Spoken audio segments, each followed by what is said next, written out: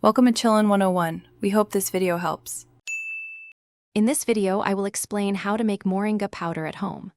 First, carefully harvest fresh moringa leaves from a mature tree, ensuring they are vibrant, green, and healthy.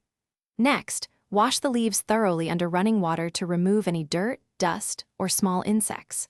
Finally, gently pat the cleaned leaves dry using a clean cloth or paper towels, preparing them for the next step in the process.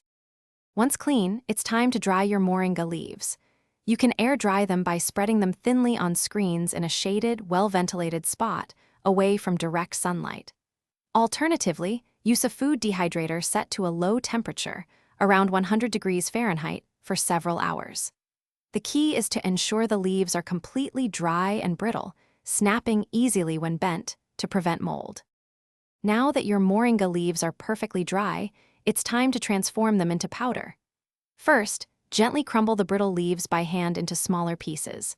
Then, use a clean coffee grinder or a high-speed blender to process the leaves into a fine powder.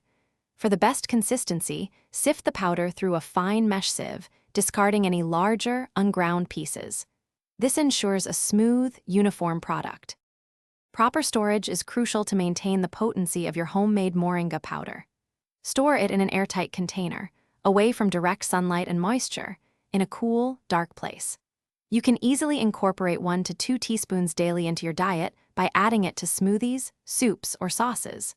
For more great tips and resources, including a fantastic book that can truly change how you think about money, check the description below for links and other deals. Enjoy your fresh moringa powder. Thanks for watching. Consider subscribing if we helped you.